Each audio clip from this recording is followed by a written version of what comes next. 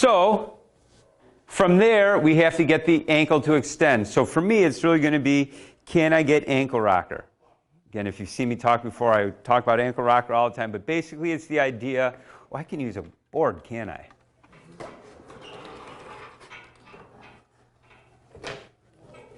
Ta-da! Foot, shank, Nice. sailboat, duck, goose, however you want to do it. So what happens with most people is that they cannot get out of this 90-degree angle between the top of their foot and their shin, which creates a million different compensation patterns because that is what's responsible for getting your mass forward into that position that you can actually thrust. Because we've been locked in, and what kills everyone are all the elevated shoes that we wear where the heel is higher than the forefoot, creates all kinds of problems because that becomes your ankle rocker. You walk around in those crappy shoes, however many steps a day you're counting on your device, you just reinforce this pattern. In fact, one of the biggest things that I see with average athletes is their inability to use that entire joint to do any kind of movement. Ankle rocker is, I'm going to change colors because I can, is when I move, that shank moves forward. Now, quite simply, my mass moved just because I can bend my ankle. Once it bends, it creates a tension into your Achilles here, which actually creates the spring throughout your foot, and that's what gives you your power to go.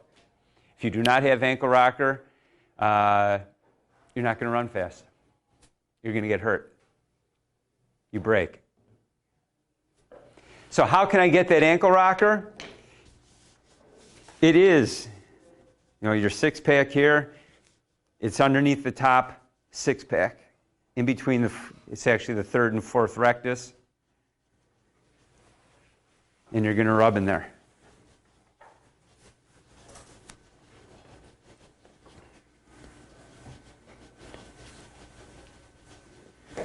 So theoretically, the bottom of the rib cage? So you're not on the rib cage, you're in the abs, but yeah, it's going to be about where the bottom of if you draw in from the bottom of your rib cage. It's also in your back too. There's front and back side for everything, but that's your ankle. Does that poster show this one? Huh? Does the RPR poster show? Oh yeah. It's got everything. It'll be like 2 dots. You'll see like 2 dots.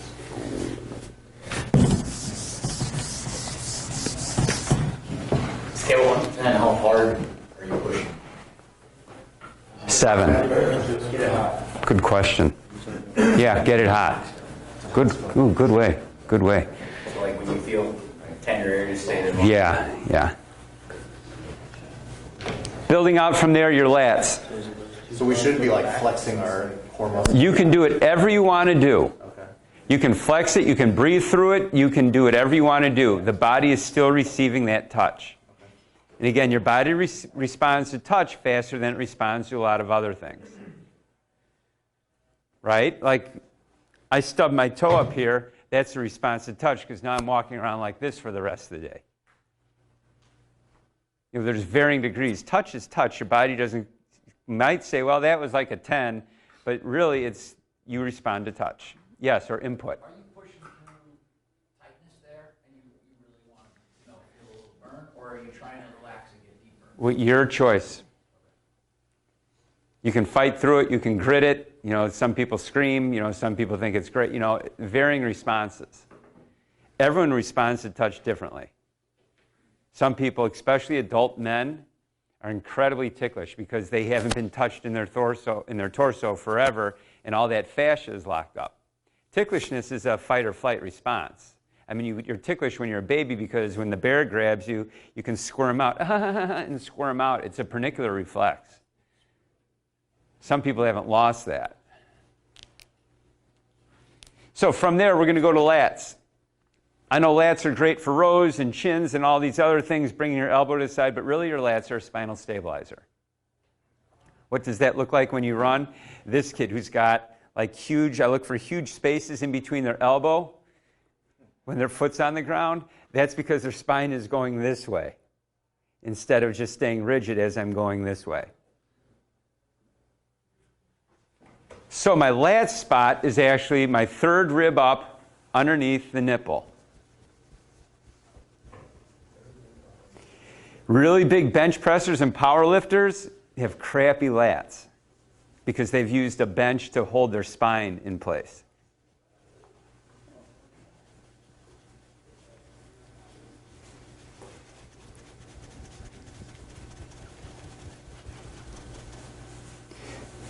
Shoulder stability is going to be, you're going to saw your arm. Again, if I had more time, guys, I'm taking an 8-hour class and making it into hour 15.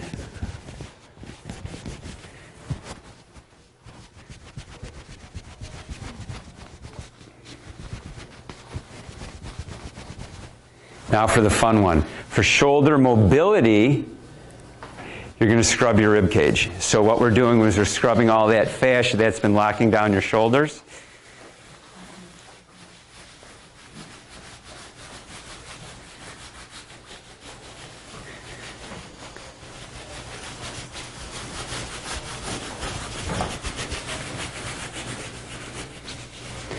Next stability for concussions is underneath your collarbone. Sorry, I'm going fast, guys. I know people are going to want to ask questions here. And Tony's always on me about running late.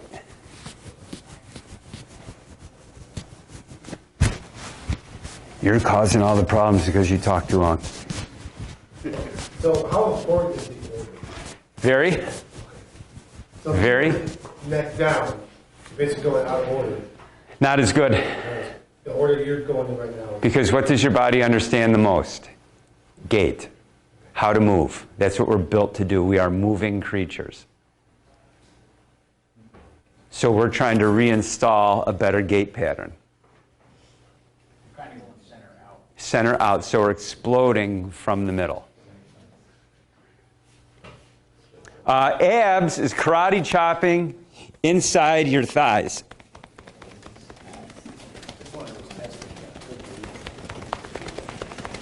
You'd be amazed at the number of yoga and Pilates ladies that fail this, even though they come up, I am a master class, whatever. I can do a squirrel basket from the hanging thing. And you're like, yeah, you're weak as shit.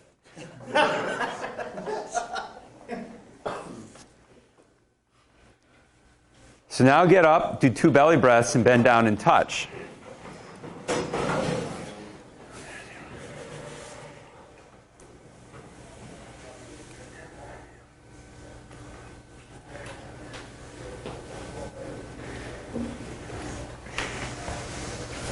One last one. This is for rotation, because like I said before, rotation is important. All right, you're going to pound a V through their back. So get a partner, go up and down, make 3 Vs.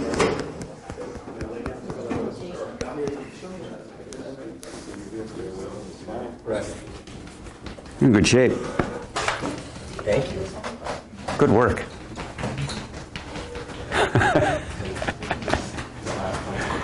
How often do you do rotation tests when you actually track it? Often do. No, we just do it. We don't even test anymore. You just do it. You don't even like have to do a rotation test. You just go. No, we just do it. Just do the whole thing. Go through the whole thing. I don't do neck. Should I do neck? Yeah. Okay. It takes 2 extra seconds. I know. Well, have you found that the more you do this with your athletes, like as time goes on, they find themselves getting back to where they need to go much quicker? Like I have kids that can like their psoas is locked in Yeah. without even having to redo anything. Yep. Because their body's just used to it. So awesome question. You guys can sit better? Yes?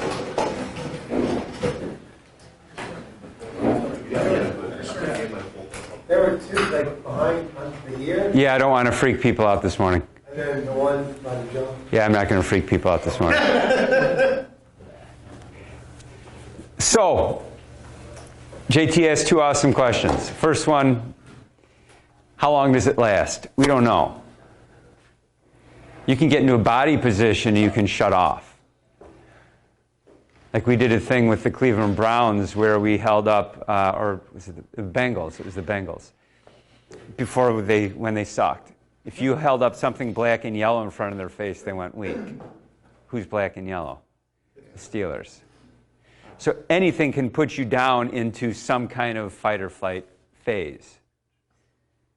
It can be eye positioning, it could be what you smell, it could be your thought of something bad happening. Anything can put you into fight or flight. And like I said, because we live in a freak out society, it's a lot.